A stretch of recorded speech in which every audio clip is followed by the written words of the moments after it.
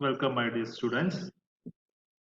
In this video, we will discuss about some more properties of the inequalities. We have already defined the inequality A greater than B or A less than B using the ordering property and the positive set P, and we have studied some properties of the inequality. Addition of an element does not change the inequality. Multiplication by a positive number on both sides does not change the inequality. Inequality holds transitive property, and multiplication of a negative element on both sides of the inequality imply the inequality reverses. These are the property which we have studied in the case of inequalities.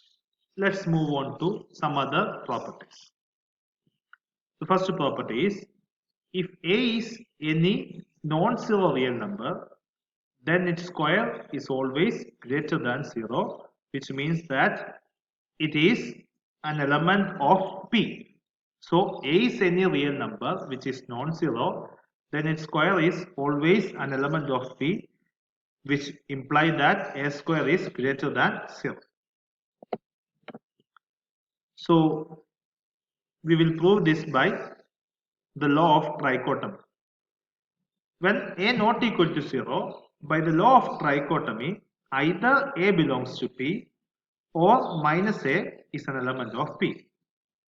If A is an element of P and A is an element of P and P is closed under multiplication, then A into A, which is A square, is also an element of P, which implies A square is greater than 0 whenever A is an element of P.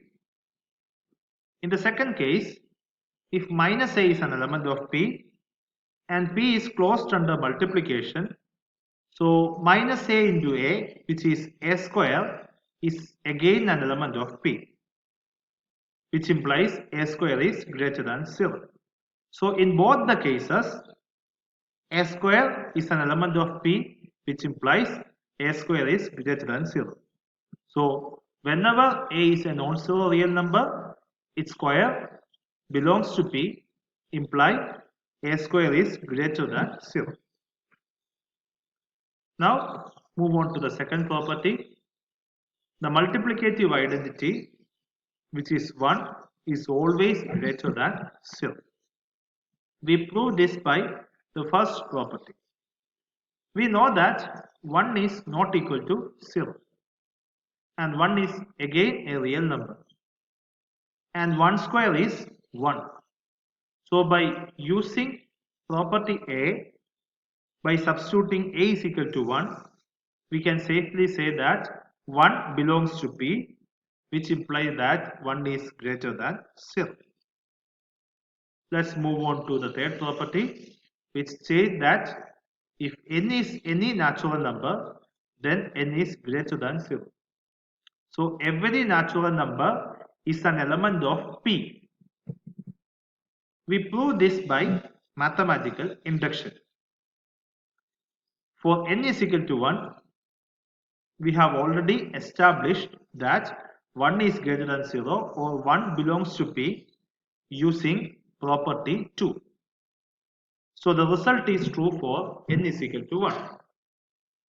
Now assume that the result is true for n is equal to k.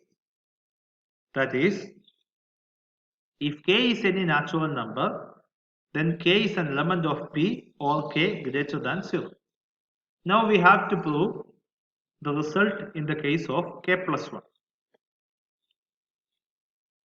We already have 1 as an element of P, k as an element of P, and P is closed under addition.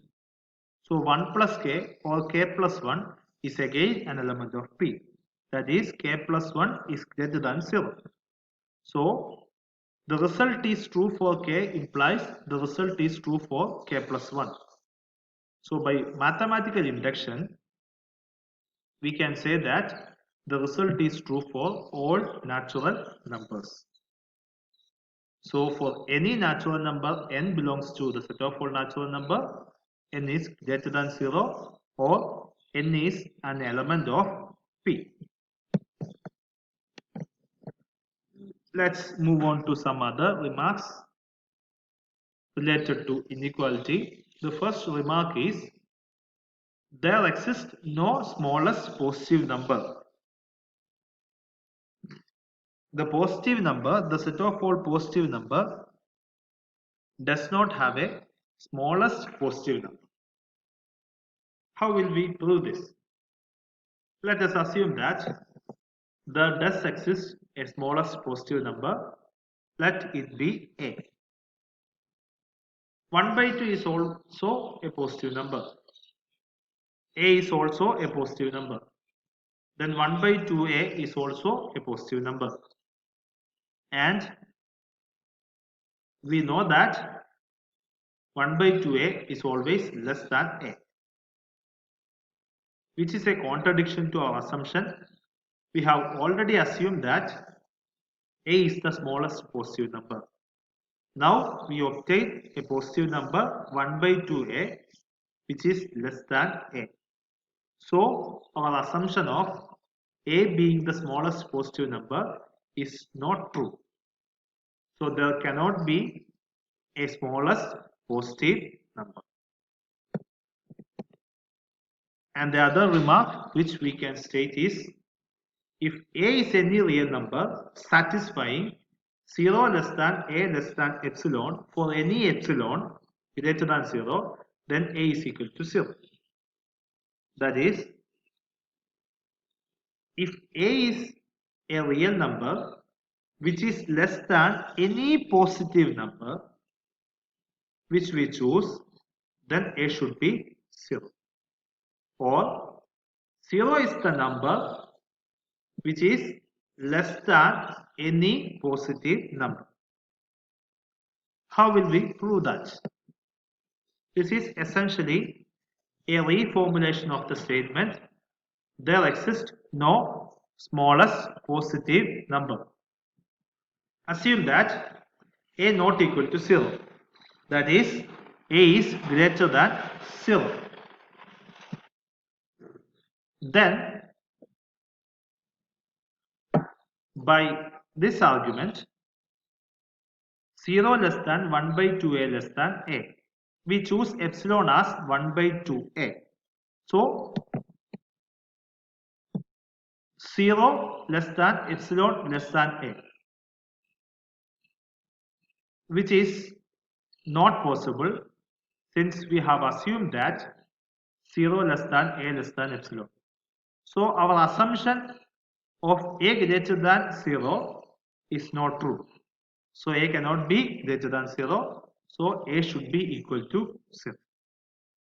So if a number, real number, is less than any positive number and which is very close to a positive number, set of all positive numbers, then it should be 0. This is somewhat a restatement of this statement, there does exist no smallest positive number. Then next statement, theorem, it states that if the product of two numbers is positive, which belongs to P or which is greater than 0, then either both of them are positive or both of them belongs to P, or both of them are less than 0 or both of them does not belongs to P. Let's prove this. Assume that AB is greater than 0. Then we can safely say that both A and B are not equal to 0. Let's take the case of A.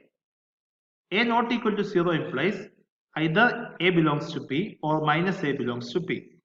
In other words, A is greater than 0 or A is less than 0.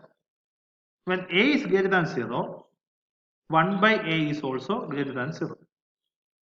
Then 1 by A into AB Since AB is greater than 0 and 1 by A is greater than 0, the product is also greater than 0, which is in B.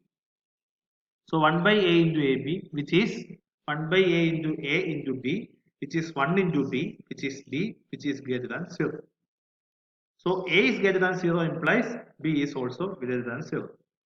Similarly, we can prove that when A is less than 0, then 1 by A is less than 0. 1 by A into AB is also less than 0, which implies B is also less than 0. So AB is greater than 0 implies either both A and B are greater than 0 or both A and B are less than 0, or both A and B are positive or belongs to B, or both A and B are not belongs to B or negative. As a corollary, if A and B are less than 0, product of two numbers AB is less than 0, which is not in B, then either A greater than 0, B less than 0, or A less than 0, B greater than 0. Choose AB less than 0. Then A and B, as in this case, is not equal to 0. Choose A greater than 0. Then 1 by A is also greater than 0. Then 1 by A into AB is less than 0. 1 by A into AB should be B, which is B less than 0. Take the case A less than 0. Then 1 by A is also less than 0. 1 by A into AB, which is greater than 0. 1 by A into AB implies B, which is greater than 0. So AB less than 0 implies A greater than 0, B less than 0, or A less than 0, B greater than 0. Or product of two numbers are negative if both of them are of different sign. That is, one is positive and one is negative. I hope it is clear. Thank you.